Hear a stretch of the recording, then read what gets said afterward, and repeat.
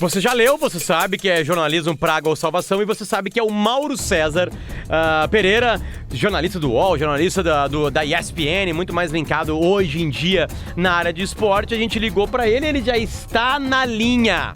Tá me ouvindo bem? Tô te ouvindo. Mauro César, obrigado pelo teu tempo. Eu sei que ele é bem preenchido, mas acho que é um tema que cabe muito, né? Até porque é uma discussão de hoje, assim. Sei que tu tem um curso sobre jornalismo. Até eu queria que a gente pudesse começar por isso, assim, Mauro. O que exatamente é o curso? Assim, como é que tu lida com ele? O que tu gosta de passar nele, por favor?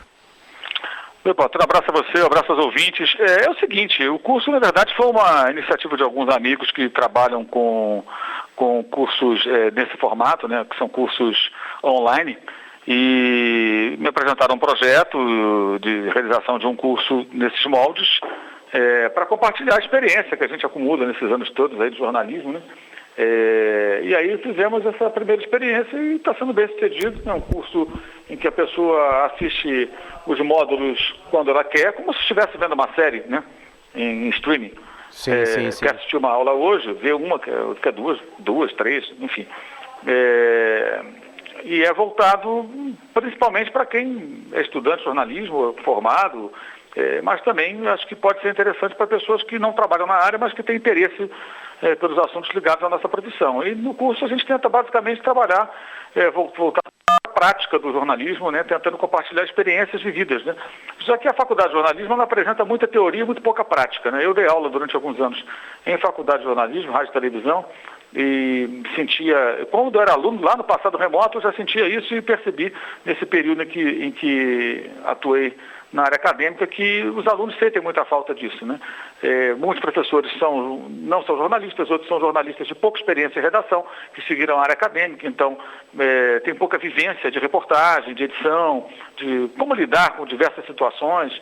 Então a ideia do curso é justamente compartilhar experiências para que as pessoas possam, a partir daí, tomar decisões, fazer escolhas e melhorar aí o seu trabalho, né?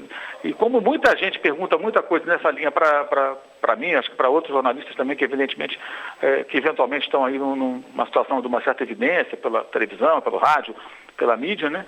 Internet, esses amigos procuraram e está sendo interessante, foi uma primeira investida, digamos assim, nesse caminho aí, e eu estou bem satisfeito porque o feedback daqueles que adquiriram o curso foi bem interessante, foi positivo, e vamos ver se de repente vai sair um outro aí mais adiante, aí vai depender de resultados e de uma série de outras questões. Ótimo. Mauro, bom, a provocação no título é Jornalismo, Praga ou Salvação.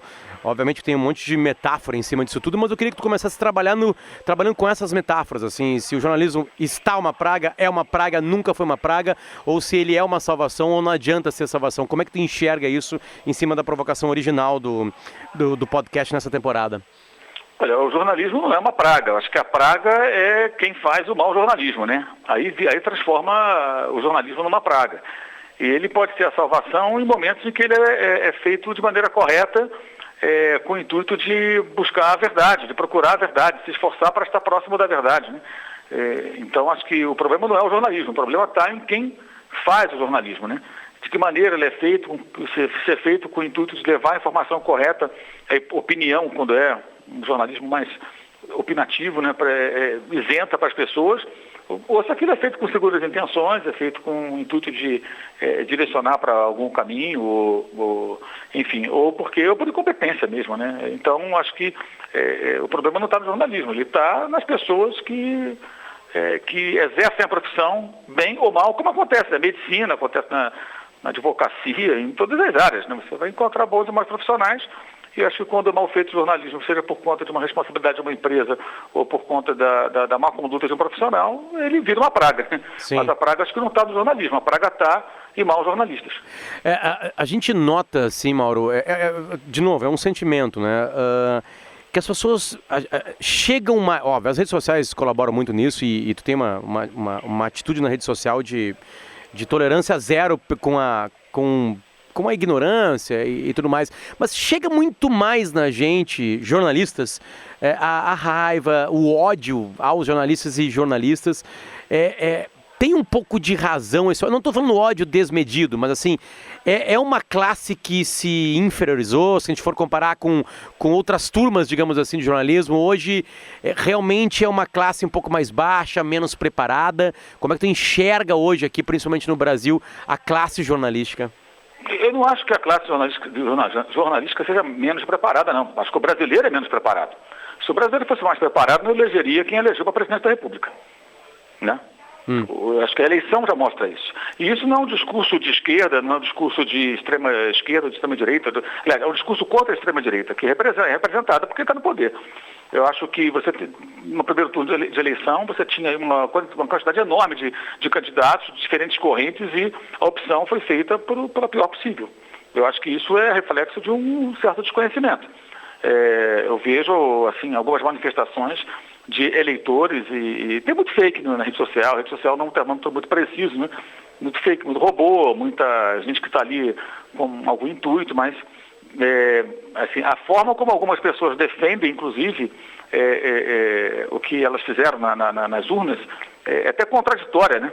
Se você analisar quem é aquela pessoa, né, o que ela representa, quer dizer, o cara está indo contra ele mesmo.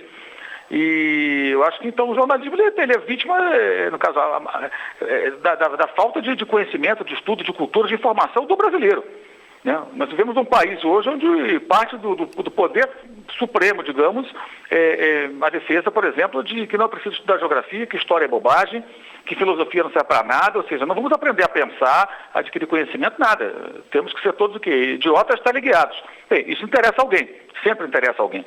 Eu acho que o jornalismo está nesse contexto. Então você vai ter pessoas que são mal preparadas nas escolas e que quando cursam jornalismo, cursam outras, seguem outras carreiras, acabam não sendo bons profissionais. Somado a isso também você tem, como em qualquer lugar do mundo, veículos com determinadas posturas que pautam muitas vezes um determinado encaminhamento aí no trabalho do jornalista. Eu acho que a coisa passa por aí. Não acho que seja um problema específico. O jornalista é ruim e os outros são bons, não. Não, acho que não. Acho que isso está em toda parte. Inclusive, por exemplo, no futebol. A gente percebe hoje, por exemplo, no futebol, que isso quem defende essa tese, quem defendeu primeiro essa tese que eu vi, foi meu companheiro Lúcio de Castro, que é um grande jornalista. E o Lúcio diz uma coisa que eu acho que ele tem toda a razão. O nível técnico dos nossos treinadores de futebol, ele está nitidamente abaixo dos técnicos estrangeiros de nível mediano para cima, né? Isso na prática está sendo comprovado. E isso não é um problema do futebol, isso é um reflexo do quê? Da falta de educação no Brasil. Então, caras que estudaram pouco, se prepararam pouco, jogaram bola e viraram treinadores. Só que o futebol se sofisticou e exige um conhecimento mais profundo e um conhecimento de outras áreas que cercam o esporte. E aí o cara não tem nível intelectual, muitas vezes, para alcançar aquilo ali. E aí fica para trás. Eu acho que passa muito por aí. Esse é um problema de várias áreas. Eu já me deparei com engenheiros, com médicos, pessoas de outras áreas também, com nível intelectual baixíssimo. O cara pode ser até um bom médico, mas vai falar de outros assuntos, desconhece tudo, não sabe nada, mal informado. As pessoas buscam hoje informação, muitas vezes, que é a desinformação, porque elas querem se informar, não com a informação real, elas querem achar a informação que lhes convém. E isso existem veículos, se você pegar a política, né, para os dois lados, que se pautam assim, né, que só escrevem ou só falam aquilo que aquele pessoal quer ouvir, quer ler. E aí quando se depara com um jornalista que tenta fazer um trabalho mais correto, neutro, equilibrado, ele rotula, esse veículo eu não acredito. Eu acho engraçado até, às vezes o cara fala assim, eu não acredito nesse veículo, aí cita lá um jornal, um site, ou uma rádio, uma TV. Por que eu não acredito? Você acha que você não gosta de um profissional de lá, então nenhum serve. Quer dizer, essa é a maior muleta para o ignorante. Se saiu nesse site aí, eu não acredito. Quer dizer, quem é ele para dizer que aquele site, que os profissionais jornalistas que ali trabalham são todos eles, se ele acha que são, né, desqualificados ou trabalham de forma errada? De repente tem um ou outro que trabalha errado. E ele pode até ter razão na sua reclamação. Ou pode ser que lá de cima venha uma determinação que faça com que a linha editorial daquele veículo cause repulsa nessa pessoa. Mas daí ele generalizar e achar que tudo que sai ele não acredita, isso é de uma arrogância típica dos ignorantes. E isso é muito comum na rede social, porque a rede social também, quando não é um fake, quando não é um robô, revela o que as pessoas são. E o brasileiro hoje, o brasileiro médio, ele se revela extremamente ignorante muitas vezes, dono da razão, né? Vou te dar um exemplo. Eu trabalho com futebol. Mas antes de qualquer coisa, eu sou um cidadão. Além de jornalista, sou um cidadão. Então eu posso me manifestar sobre os assuntos que eu bem entender. E quem me segue na rede social não está seguindo ali um delivery que você vai lá e escolhe, eu quero isso, isso, isso. Não. Vai seguir, vai ler o que eu quiser falar. Se não quiser, não me segue, não tem problema nenhum. Né? Lógico que prioritariamente eu falo do assunto com o qual eu trabalho, com o qual eu lido mais tempo, que é o futebol.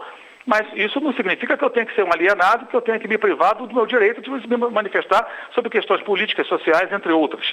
Aí quando você se manifesta, surge um babaca e fala assim, olha, fale só de futebol. Quem é esse cara para dizer sobre o que eu devo falar?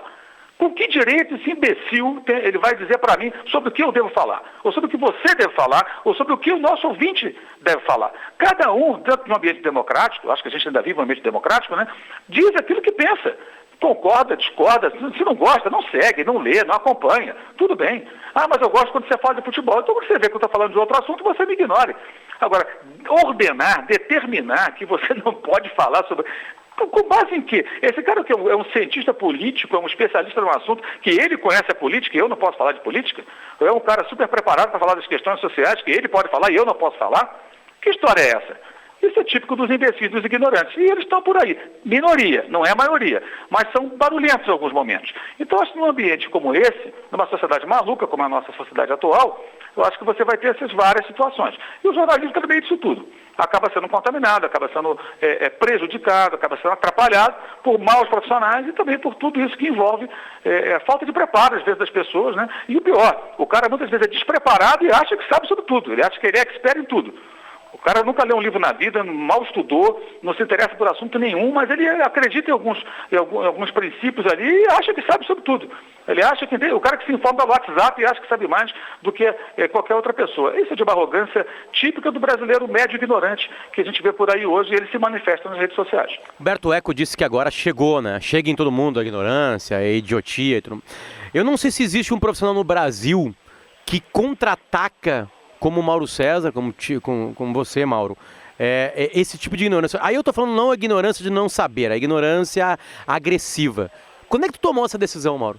De ir pra cima, de ter paciência com isso e ir até os últimos instantes. Tu vai ali, printa, mostra a cara do cara, mostra onde ele trabalha, mostra a ignorância que ele lançou pra ti. Quando é que tu começou essa jornada que eu imagino que não deva ser fácil pra ti? Assim, não teve um momento específico. Isso aí, assim, quando a rede social surgiu e ela começou a ganhar um certo corpo, eu percebi rapidamente o seguinte, isso aqui eu não posso ficar fora. Isso aqui vai ser muito importante para todos nós, e para quem trabalha com comunicação, mais ainda. Porque eu estou conseguindo aqui, escrevendo, na época, o Twitter tinha 140 caracteres, né? Eu escrevo aqui 140 caracteres, eu consigo falar, digamos, lá no começo, com 30 mil pessoas, 20 mil pessoas. Hoje tem quase 1 milhão lá e tem mais de 50 mil bloqueados. Então o que acontece? Quando você percebe que isso aqui vai crescer, né, e vão surgindo outras redes sociais, outros meios de comunicação com o público, eu falei, isso aqui é uma ferramenta muito poderosa, eu não posso abrir mão dela, eu tenho que crescer aqui. Mas aí você depois se depara com o quê? Como disse o Humberto Eco, né, com esses idiotas, os imbecis que passam a ter voz. Eles são minoria, eu calculo 4, 5%. Tá? E aí você tem muitos robôs também e tal. Então, de pessoas, de seres humanos mesmo, você vai ter, de repente, 2, 3%. Mas, claro que às vezes incomoda, porque os caras te insultam, te xingam e você não pode cair na armadilha de jogar com as mesmas armas. Então você não vai me ver ali mandando o cara para aquele lugar e tal. Então muitas vezes quando o cara me xinga, me ofende, quando ele me ameaça fisicamente, eu vou lá e coloco, olha aqui, ó, fulano está me ameaçando, será que é isso mesmo? Porque se é tão valentão, que faça isso na presença de outras pessoas. Até porque se amanhã acontecer alguma coisa comigo, né, tá publicado ali. Né? A polícia pode investigar e saber se foi esse cidadão que me ameaçou, que levou as últimas consequências da ameaça que ele fez. Enfim, não dá para o cara ficar te ameaçando silenciosamente. E eu já levei vários casos, inclusive a delegacia, o Ministério Público, já denunciei, já foram, muitos desses caras já foram para a delegacia prestar depoimento, já teve gente se retratando já publicamente, enfim. Porque eu acho que mais jornalistas e mais pessoas, artistas e cantores, e evidentemente até pessoas que de uma forma ou de outra tenham alcance na rede social, independentemente de sua área de atividade, acho que deveriam reagir com relação a isso. Porque não tem cabimento a gente deixar a rede social, que é um negócio extremamente importante para todos nós, e é legal, é importante, né, nas mãos desses vermes virtuais. A gente tem que reagir a eles. E não permitir que eles tomem conta, ou como vários companheiros já fizeram, eu saí porque eu não aguento. Cara, você vai sair, você vai perder a chance de falar com centenas de milhares ou milhões de pessoas, porque uma minoria de 2 ou 3% de imbecis estão te ofendendo, bloqueia e acabou. Geralmente eu só bloqueio. Alguns, dependendo da gravidade da coisa, eu tenho algum outro tipo de atitude, porque está me ameaçando. Fala para todo mundo que eu vi. Se apresente, mostra a cara. Alguns cancelam a conta logo depois. Por quê? Porque são covardes, são pessoas que estão ali tentando se esconder atrás de uma possível proteção da rede social, como se ela existisse. Não existe, não é terra sem lei. As leis valem para a rede social. E esses caras vão aprender de uma forma ou de outra, entendeu? Isso... Então, assim, acho que foi uma coisa que não foi assim, agora eu vou fazer isso. Foi meio que natural. Porque eu não abro mão de ter o meu espaço ali, que é meu e das pessoas que me seguem, que eventualmente gostam do meu trabalho, ou que eventualmente até não gostem tanto, mas gostam da discussão saudável, né? Da polêmica que leva a pensar, a discutir, a refletir, que é bom, isso é legal, é saudável. E até é muito comum, você bloqueia à toa. Eu bloqueio o cara que chega xingando, ou quando a gente já percebe depois de um tempo, quando aquele sujeito só está ali para encher o saco. Você percebe às vezes pelo tom, pelas mensagens, que o cara tem um perfil só para encher o saco. De A, de B, de C, aí muitas vezes eu silencio, eu bloqueio e falo assim, cara, é mais ou menos o seguinte, eu não quero conversar com você, né? É mais ou menos isso. Olha, você está... O que você quer? Eu não quero conversar contigo, não tenho interesse em ter nenhum contato contigo. Por quê? Porque não. Pela sua conduta não interessa, tchau, acabou, um abraço. E muitos pedem depois desbloqueio, né, e tal. E a gente até desbloqueia também numa boa. Depois se encher o saco de novo, bloqueia outra vez. O bloqueio não é nada muito complicado. O Mauro, desculpa voltar, 50 mil é um número que tu falou ao vento ou é isso mesmo, aparece para ter 50 mil contas bloqueadas? São mais de 50 mil. Eu não me orgulho disso não, acho que isso é lamentável que seja assim, mas eu não sou obrigado a ficar lidando com estupidez, né? Então, a gente acaba bloqueando. Eu bloqueio para mim o seguinte, a gente fala assim, mas isso não é democrático. O que é democrático? Xingar as pessoas é democrático? O cara chegar aqui e duvidar da sua idoneidade, da sua responsabilidade, da sua honestidade profissional? Sabe, se atacar, que há várias maneiras de atacar, né? Você pode atacar com um palavrão, com uma ameaça física, xingando a mãe, e também de outras maneiras. E, então, olha, para ser exato, estou vendo agora aqui no Twitter, 52.833 nesse exato momento. 52.833, é uma... E seguidores são, sei lá, 950 mil, alguma coisa em torno disso. Agora são 952.600 quase. Então, assim, é um percentual que dá o quê aí? Dá um pouco mais de 5%, mas aqui tem muito boot, tem muito robô, né? Tem muito fake no meio, tem contas que de repente já foram desativadas. Então eu faço uma estimativa que uns 3%, talvez, pouco mais talvez, sejam de pessoas que realmente provocam o bloco, porque estão ali para te xingar, para te ofender, muitos por causa de futebol também, tem esse outro problema, né? Por exemplo, as pessoas quando sabem o jornalista esportivo ele vive uma situação curiosa. Aí no Sul pior ainda, por conta, né, serem dois times rivais, e os dois ali com essa coisa muito à flor da pele. O cara quer saber o time de tudo quanto é jornalista, né? Mas ele não quer saber o time do técnico, do que recebe o salário do clube dele. Não quer saber o time de infância do jogador que veste a camisa do clube dele. Mas do jornalista o cara quer saber. Aí quando ele fica sabendo o time, ele passa a duvidar daquele jornalista. Então por que você quer saber? Por que você acompanha o jornalista? É melhor você não acompanhar. Acompanha a rádio do teu clube, viva no mundo maravilhoso, né, dos veículos oficiais do seu clube, onde você nunca vai saber quando há crise, quando o salário atrasa, quando os jogadores saem na porrada no treino, quando o técnico está sendo fritado pela diretoria ou pelos próprios atletas, quando acontece alguma irregularidade. Você imagina, por exemplo, vamos pegar o caso do Cruzeiro, que é o escândalo recente mais grave. Alguém acha que a Rádio Cruzeiro, a TV Cruzeiro, o site do Cruzeiro traria o noticiário que foi dado pelos companheiros que foram o Rodrigo Capello e a Gabriela Moreira, que fizeram as matérias mostrando toda a podridão que toma conta de um clube tão importante? Né? Evidentemente não. Quem fez aquilo? Foi o jornalista. Olha aí como é que o jornalismo não é uma praga. O jornalismo aí, bem feito, bem executado, ele passa a ser uma praga para quem faz o mal. No caso, o mal para um clube de futebol e, consequentemente, para todos os seus torcedores. E muitos desses torcedores do Cruzeiro apoiavam essas pessoas. Acreditavam nessas pessoas, como acontece também na política, né? Isso aí, você vê como o futebol repete aquilo que acontece no nosso dia a dia.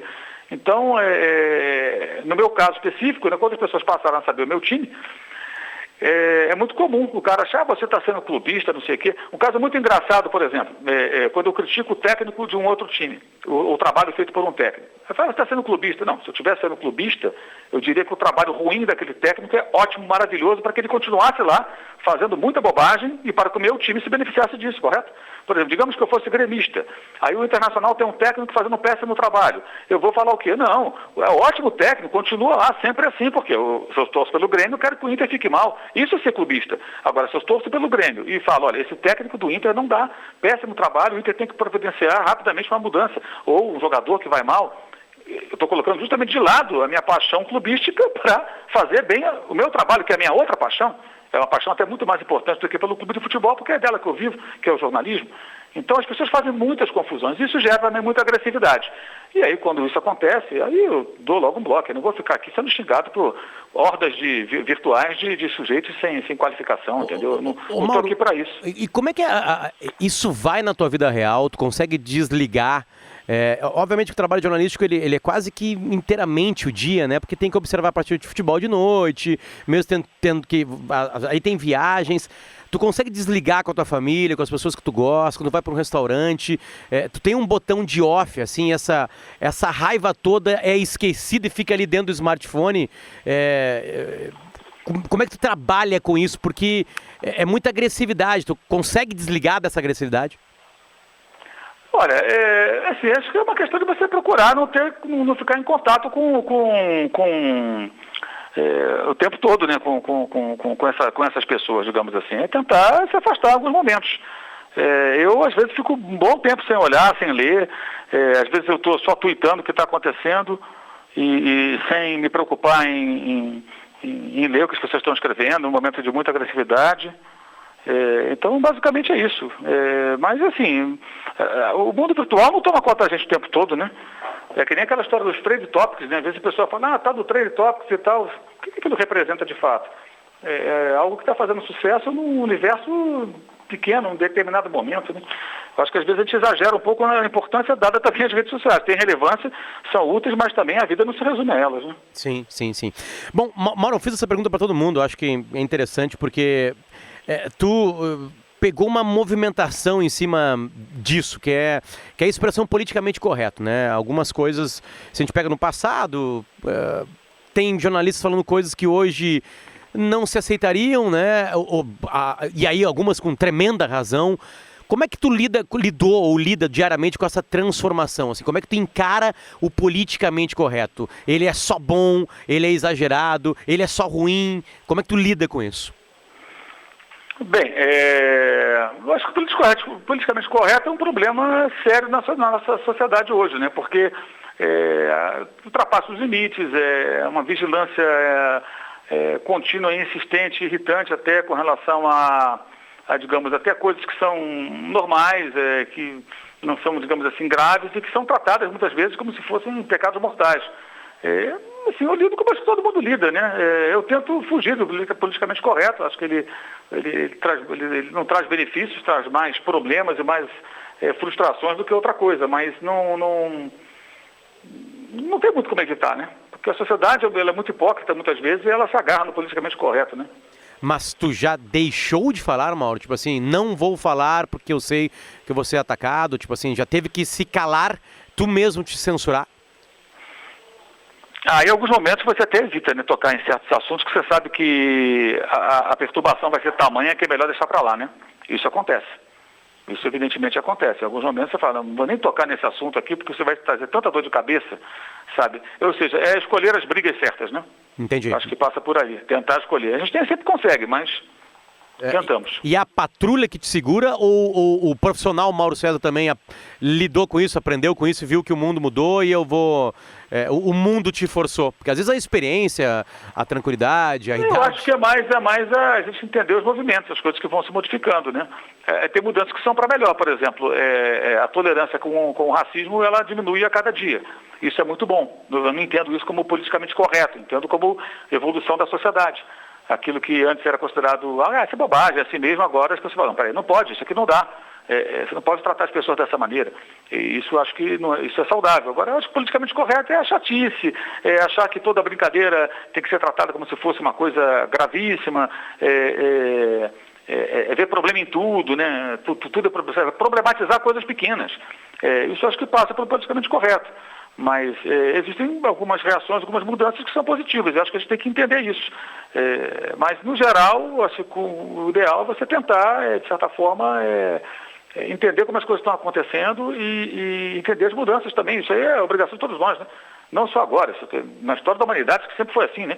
As coisas vão mudando, vão se aprimorando, ou vão piorando, mas elas vão mudando e você tem que se adaptar. Você vive em sociedade, você não vive sozinho, não dá para você fazer as coisas do jeito que você bem entende. Tem uma frase que tu usou no comecinho da entrevista, que tu falou sobre opinião isenta. Né? Essa coisa de imparcialidade, né? A opinião é uma opinião. O Mauro, quando dá uma opinião, ele... Olha, eu penso isso, então é a opinião, tá dada. Tem um lado muito claro na tua opinião e tu é muito veemente, fica muito claro o que tu pensa. O que é uma opinião isenta? Onde que entra a isenção quando tu coloca nessa expressão a palavra opinião isenta? Junta essas duas palavras. Olha, eu acho que o que é opinião isenta? É você tentar se colocar à margem, no caso, eu falo de futebol, à margem do seu clube, ou à margem de qualquer outro assunto. Você tentar falar o que você está vendo, o que você acha sobre aquilo. Não acho que seja difícil. Por exemplo, se você falar, mas como você tem um time... Cara, se você falar, se o seu time jogar contra outra equipe, se o seu time fizer um gol em impedimento, qual a dificuldade de você falar que o gol foi impedimento se você está vendo que foi impedimento? Nenhuma. Foi impedimento, acabou. Seu time foi beneficiado nesse dia, você vai ter que falar sobre isso para poder falar o inverso quando ele for prejudicado. Nada mais natural. Eu acho tão infantil até isso, é tão óbvio. E outra coisa, se você disser que não foi impedimento, mesmo tendo sido impedimento, isso não vai mudar. Não vai mudar nada. As coisas vão acontecer do mesmo jeito. Eu já tive momentos em que muitos desses bloqueados, por exemplo, que eu citei, são torcedores do mesmo time que eu. E por que isso aconteceu? Porque em vários momentos eu fui crítico veemente de más atitudes de dirigentes, atuações ruins de jogadores, condutas inadequadas de A ou B, e as pessoas muitas vezes não aceitam, porque acham que a crítica a uma atuação, a um dirigente que erra, a um técnico que faz um mau trabalho, como se fossem ataques ao clube, à instituição e, consequentemente, a ele, torcedor, e o cara se revolta com aquilo.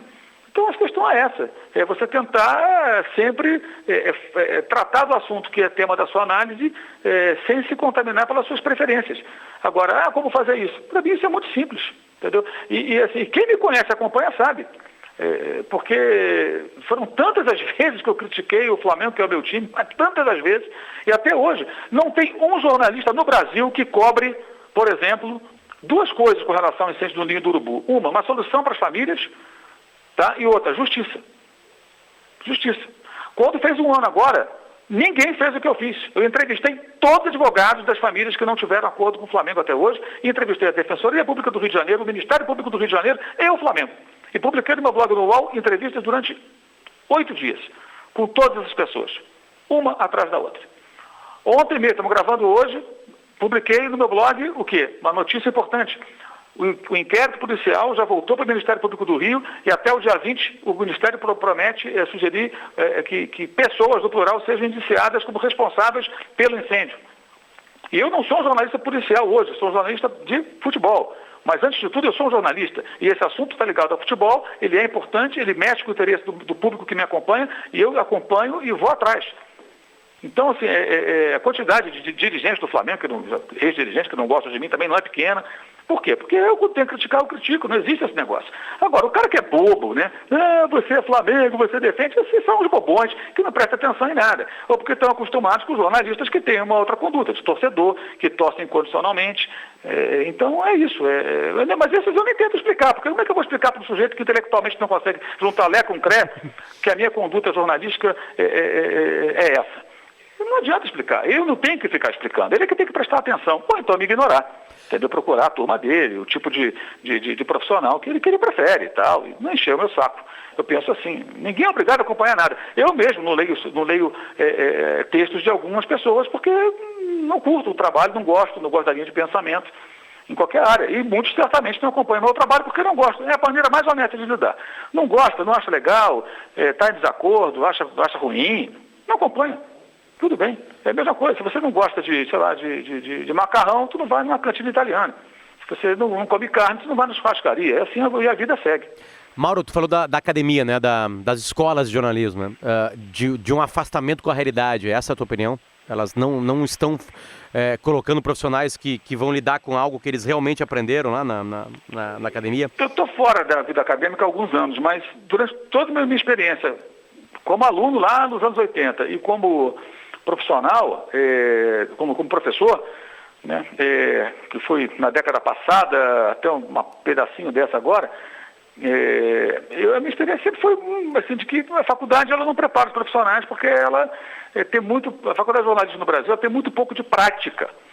Ela é muito teórica e pouco prática. Então ela não dá uma base mínima prática para o rapaz ou para a menina que sai da faculdade saber que, como vai ser repórter, vai fazer o quê, como trabalhar, como dar os primeiros passos, se tiver um estágio, chegar numa redação, o que eu faço, por onde começo, como entrevisto, sabe? Acho que é dado muito pouco. Eu procurei dar a minha contribuição da seguinte maneira: as minhas aulas eram mais práticas possíveis, assim, eu procurava trabalhar bastante simulando situações reais. Claro, você tem que dar uma base mínima e depois tentar avançar. E eu me esforçava muito para isso, eu achava que era a minha maneira de contribuir com aquelas pessoas, né, que pagavam pelo curso e têm, evidentemente, direito a ter o melhor possível. Então, procurava fazer o melhor. Adorava dar aula, gosto muito. Aí parei por duas razões. Uma por falta de tempo e a outra por uma certa até desilusão, né, de ver esse tipo de coisa. Sabe? Por exemplo, eu me lembro de uma situação que até hoje eu acho muito chocante, uma menina que estava na faculdade, que ela não tinha nenhuma condição de estar ali, porque ela, coitada, não teve um ensino adequado, ela estudou em escolas ruins, ela foi aprovada sem ter condição, certamente a vida inteira escolar dela foi assim. E o texto dela era um texto de um nível de uma criança de pré-alfabetização, quantidade de erros, não tinha estrutura nenhuma, ela não estava minimamente preparada para estar ali. Eu a reprovei, ela pediu revisão de prova ainda. A revisão de prova fica você e o aluno sentado ali numa mesa, olha, eu mostrei para ela, olha a quantidade de erros e tudo. Eu falei, eu acho que você não deveria assistir na faculdade, porque você não vai ter condição. Acho que você deveria, sei lá, se você quer fazer isso, você vai ter que dar passos atrás, fazer cursos de reciclagem de português, ler bastante, tentar recuperar o tempo perdido. Você é jovem ainda, você pode conseguir, mas se você continuar aqui, por esse nível aqui, eu acho que não vai ser possível, não vai funcionar. Fui o mais sincero possível com ela. Ela me agradeceu e foi embora. Aí, no semestre seguinte, ela estava lá, no outro período, aprovada, devendo uma matéria, e certamente algum outro professor falou, aprovou na matéria que eu reprovei, mesmo sem ela ter condição. Então a pessoa está pagando e está passando, e isso me cansou, entendeu? Acho que não deveria ser assim. Certamente ela não conseguiu espaço na profissão, talvez tenha lá, se ela levou até o final, ela talvez tenha lá um diploma, mas ela é jornalista ou ela só tem um diploma?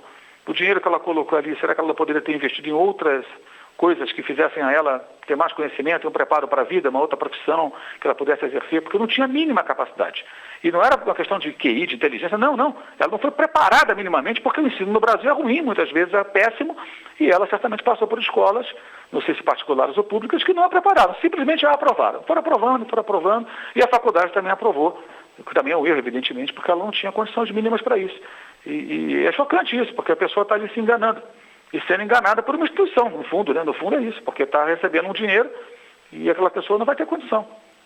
Mauro, deixa eu só, para acabar aqui, te contar uma historinha. Eu me formei em jornalismo em 2002 e a minha monografia foi o estudo das capas do jornal argentino Olé, no título do Racing Clube, depois de 35 anos, naquela campanha de 2001. Foi um semestre que a Argentina antes tinha o clausura, na época de clausura e apertura, né?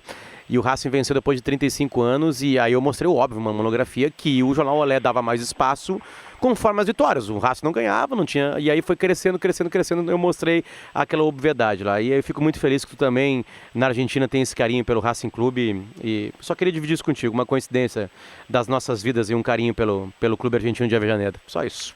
Imagino que você deve ter tirado 10, né? O pior que não, Mauro, não espalha. Então, certamente o seu professor deveria ser algum torcedor dos amargos lá daquele outro clube de Avejaneda. Mas assim, o Racing é um capítulo à parte, né? O Racing é um clube que... De onde vem isso, Mauro? Eu comecei a acompanhar o Racing em 92, quando o Racing perdeu para o Cruzeiro, a final da Supercopa. Aquele antigo torneio da Conmebol, né? Perdeu 4-0 em Belo Horizonte. Tinham decidido em 88, aí o Racing foi campeão. Aí voltaram a decidir em 92, o Renato Gaúcho jogava, inclusive, o Renato Portaluppi jogava no Cruzeiro, e matou a pau, o jogo em Belo Horizonte, 4-0. E aí teve o jogo de volta na Argentina, e eu acompanhava pela televisão, o Luciano do Vale estava narrando, e o jogo, em dado momento, estava 0-0, e a torcida não parava de cantar daquela maneira sem igual. E o Luciano, em dado momento, ele falou, ele ficou meio estupefato com aquilo, falou, mas o que está acontecendo aqui, né? O jogo está 4-0, na verdade, e eles não param de cantar. E aí ele soltou a frase que me conquistou. Ele disse o seguinte: parece que eles querem, aquele jeito do Luciano do Vale, aquela eloquência, né? Parece que eles querem nos dizer, nós somos o Racing. Nossa, aquilo bateu assim em mim, eu falei, puta, que do cacete isso. Isso é muito bonito. Aí eu falei, porra, esse time é diferente. Aí o Racing ganhou de 1-0, o Cruzeiro foi o campeão, a torcida festejou a vitória, e naquela época já estava numa draga danada, né? Porque tinha vencido essa Supercopa em 88, mas estava nesse jejum aí. O título só viria em 2001. E nesse meio tempo teve a falência, a extinção do clube em 99, sim, né? Que a torcida só não segurou, acabou, né? Porque a torcida não deixou. Aliás, no dia 7 agora de março, foi o dia da Lincha de Racing, né? Porque é o dia do torcedor do Racing, porque foi o dia que o Racing jogaria, não jogou, e a torcida tomou o estádio, como se fosse dia de jogo, uma grande manifestação para que o clube não fosse extinto, como não acabou. E graças a algumas pessoas e a paixão da torcida principalmente, o clube está hoje até numa condição legal, mais organizado, estruturado e tudo mais. E a partir de então eu passei a seguir o Racing. Com a invenção da internet, alguns anos depois, eu pude acompanhar mais, lendo jornais argentinos, acompanhando, depois as rádios, mais adiante podendo ver os jogos por streaming. E hoje eu tenho contato com muita gente na Argentina que torce pelo Racing, pessoas do clube, com jornalistas, torcedores, tenho muitos seguidores que torcem pelo Racing. Todo ano eu vou lá pelo menos uma vez para ver o time jogar. No ano passado até aconteceu uma história muito curiosa, eu fui ao último jogo contra o Defensa e Justiça, o time foi campeão uma rodada antes, né, contra o Tigre, mas aí fui nessa última rodada e depois do jogo eu parei para comer num lugar, comer um lanche até, aí fui reconhecido até por um torcedor, um argentino, ele me mostrou lá o celular dele, ele me segue no Twitter, e estava ele, o pai, um amigo, falou, nós seguimos você e tal, achei aquilo incrível, o cara me reconhecer, e eu sendo brasileiro, morando no Brasil, né, e era meu seguidor, tenho vários que me seguem, que eu sigo também, a gente se comunica bastante, porque eu vejo que, na minha visão, assim, a maneira como o argentino lida com o seu clube é diferente, é uma paixão incondicional, eu acho que isso é o que alimenta o futebol. É difícil você ver um torcedor argentino desprezar o clube no mau momento, como muitos torcedores brasileiros fazem, né? É cultural isso. É aquela coisa, você está acompanhando o seu time, como é que tá? Não estou nem aí, cara, tá uma merda o time, não quer nem saber. Tem muito torcedor brasileiro que faz isso, não são todos, mas muitos são assim. O argentino é o contrário, né? Nas buenas e nas malas, né? Se orgulham de seguir incondicionalmente. Eu acho isso, para mim isso é a razão de ser do futebol, como é o futebol. A relação do torcedor com o seu clube, com a camisa, a paixão pelo clube e segui-lo em qualquer situação. Evidentemente, não é só a torcida do Racing que é assim, mas, evidentemente, nenhuma torcida é como a torcida do Racing. Então, eu passei a seguir e gosto muito do clube. Tem gente que tem uns bobos que falam, isso é gênero, tá bom, acha que é gênero, tá bom, fazer o quê? Mas é uma paixão que eu adquiri já depois de adulto, digamos assim, e tenho muito orgulho de seguir o clube, e para mim é sempre uma experiência maravilhosa poder curtir um pouquinho isso mesmo à distância. Eu vou matar uma saudade nossa então, estava 1-0 pro River Plate, o River passaria o Racing na tabela do campeonato, acho que era a penúltima rodada, porque na última rodada o Racing em 2001 jogou no estádio do Vélez e 3/4 do estádio eram da torcida do Racing e o cilindro, o estádio do Racing, estava lotado com telões para ver. Então o Racing lotou 2 estádios, um adversário e mais o dele para ver isso. Mas uma rodada antes eles seguravam, o River Plate estava 1-0 e aí aconteceu esse gol aqui que eu e o Mauro vamos relembrar. Va a colocar el centro, marca, Cambiaso, pega en Vitali, se va, se mete en el área, Vitali viene que está, comienza, la sacó, le echa la gol a Venosa.